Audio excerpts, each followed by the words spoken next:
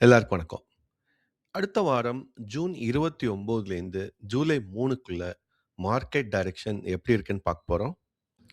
போன வாரம் June 23 IT related stocks எல்லாமே கீழ விழுந்தது. ஸோ மார்க்கெட் கொஞ்சம் சாப்பியாவும், மைல்டு அப்வர்ட் பயஸ்லயும் இருக்கு. ஸோ விக்ஸு 9%க்கு வந்துருச்சு. அப்புறம் நிஃப்டி, சென்செக்ஸ் எல்லாமே 1% கிட்டத்தட்ட டவுன் ஆயிருந்தது.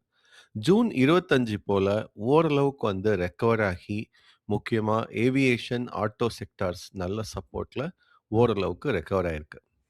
நிஃப்டி பொறுத்தவரைக்கும் 23,860லேருந்து 24,150 அது கிட்டத்தட்ட வந்து 100 டேஸ் எக்ஸ்போனென்ஷியல் மூவிங் ஆவரேஜ்.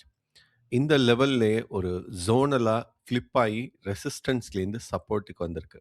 அதே மாரி சென்செக்ஸ் பார்த்தீங்கன்னா, 76,300லேருந்து 400 ஒரு நல்ல ஸ்ட்ராங் சப்போர்ட் இருக்கு. ஸோ ரெசிஸ்டன்ஸ் பார்த்தீங்கன்னா, 77,200லேருந்து 300க்குள்ள.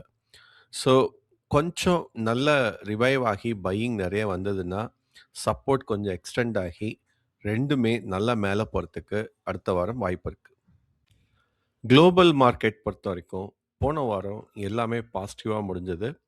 அதாவது கோஸ்பி, நிக்கி இதெல்லாம் 4-5% மேல போனது.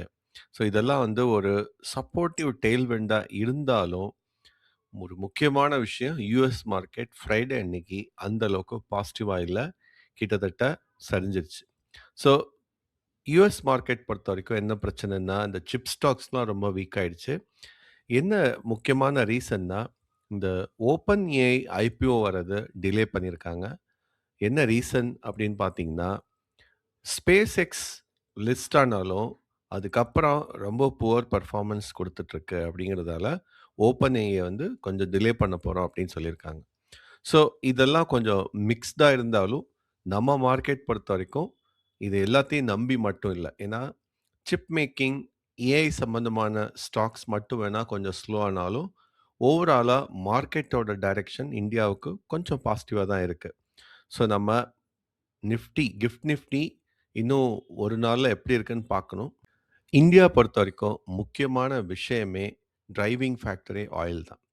ஆயில் இப்போதைக்கு போன வாரம் மட்டுமே 8% சரிஞ்சு, கிட்டத்தட்ட $72 வந்துருச்சு. பிரெண்ட் பார்த்தீங்கன்னா $76. ஸோ இது வந்து இந்தியாவ பொறுத்தவரைக்கும் இன்ஃப்ளேஷன், அப்புறம் இம்போர்ட் பில் 2த்தையும் யோசிச்சோம்னா, ரொம்ப பாசிட்டிவான விஷயம். ஸோ ரூபி இன்னும் வீக்கா தான் இருக்கு. யுஎஸ்டிக்கு எகெயின்ஸ்டா 94.98 அப்படிங்கிற ரேஞ்ச்ல, அதாவது 95 கீழ இருக்கு. ஸோ இது வந்து எஃப்ஐஐ அதுக்கு தகுந்தா மாரி எப்படி ரியாக்ட் பண்ணுவாங்க அப்படிங்கிறதும் நம்ம யோசிக்கணும். இந்திய மார்க்கெட் பொறுத்தவரைக்கும் எஃப்ஐஐக்கும், டிஐக்கும் நடுவுல ஒரு டக் ஆஃப் வார் நடந்துட்டு இருக்குன்னு சொல்லலாம். எஃப்ஐ தொடர்ந்து வித்துக்கிட்டே இருக்காங்க. டிஐ தொடர்ந்து சப்போர்ட் பண்ணி வாங்கிட்டே இருக்காங்க. ஸோ நம்ம எல்லாருமே இந்த எஸ்ஐபி பழக்கம் ரொம்ப நல்ல விஷயமா மாறிட்டு இருக்கு. அதனால தான் டிஐஐ கிட்ட நெறைய ஃபண்ட்ஸ் சேர்ந்துகிட்டே இருக்கு. அவங்க தொடர்ந்து இந்தியன் மார்க்கெட்ல ஸ்டாக்ஸ் வாங்கிட்டே இருக்காங்க. ஸோ இப்போதைக்கு கிஃப்ட் நிஃப்டி பார்த்தீங்கன்னா, ஒரு 24,028 அப்படிங்கிற ரேஞ்ச்ல பார்டர்ல இருக்கு. 68 பாயிண்ட்ஸ் கேப் டவுன் ஆகும் அப்படிங்கிற மாரி தான் இருக்கு. பட் இது மண்டே மார்னிங் கம்ப்ளீட்டா மாறக்கூடும். ஏன்னா, இன்னும் நமக்கு வீக்கெண்ட் முடியல. அதுக்குள்ள ஏதாவது வேற குளோபல் நியூஸ் இருந்தா அதுக்கு தகுந்த மாரி இம்பாக்ட் ஆகும். ஸோ மார்க்கெட் அடுத்த வாரம் ஒரு பெரிய டைரக்ஷன் இல்லாம சாப்பியா சைட்வேஸ்ல போறதுக்கு நெறைய வாய்ப்பு இருக்கு. ஸோ அப்படி இருந்தாலும், நம்ம ரிவ்யூ பண்ண நெறைய swing trading stocks out perform பண்றதுக்கும் வாய்ப்பு இருக்கு.